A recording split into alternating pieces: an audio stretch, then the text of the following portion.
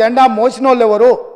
మహాత్మా గాంధీ నుంచి మొదలు పెడితే, సర్దార్ వల్లభాయ్ పటేల్ నుంచి మొదలు పెడితే, భగత్ సింగ్ వరకు, సుభాష్ చంద్రబాసు వరకు ఈ పార్టీని నడిపించిన చరిత్ర, ఈ పార్టీ నాయకురాలుగా ఈ దేశం కోసం ప్రాణాలు అర్పించిన శ్రీమతి ఇందిరాగాంధీ, శ్రీ రాజీవ్ గాంధీ ఈ పార్టీకి అధ్యక్షులుగా పనిచేసినారు. 1900 రాజీవ్ గాంధీ గారు చనిపోయిన తర్వాత ఎన్నిసార్లు అధికారంలోకి వచ్చినా కుర్చీ ఎక్కకుండా పదవి త్యాగం చేసిన సోనియా గాంధీ గారు, రాహుల్ గాంధీ గారు ఈ పార్టీ అధ్యక్షులుగా పనిచేశారు. అధ్యక్ష, ఒక్క రోజైనా, ఒక్క నిమిషమైనా, ఒక్క గంట అయినా ఈ కుటుంబము పదవులకు దూరంగా ఎప్పుడైనా ఉన్నారా అధ్యక్ష? వీళ్ళు పదే పదే కాంగ్రెస్ పార్టీని కుటుంబ పాలన అంటారు. మా కుటుంబం త్యాగాలు చేసిన కుటుంబం. మా కుటుంబం చేసిన 3 నెలలకే మళ్ళీ వచ్చారు.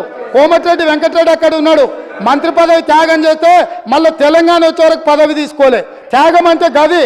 3 నెలల కోసం త్యాగాలు చేసి ఎలక్షను, సెలక్షను, కలెక్షన్ కావాలన్నప్పుడల్లా రాజీనామా డ్రామా. ఖర్చులకు ఏమన్నా నగదు కావాలంటే, నగదు బదిలీ పథకం పెట్టాలంటే రాజీనామాలు చేయర్రా, ఎంబడే పట్టుకరండి, నగదు దేయండి. ఇది త్యాగానికి ఇక్కడ ఉన్నాడు వెంకటరెడ్డి.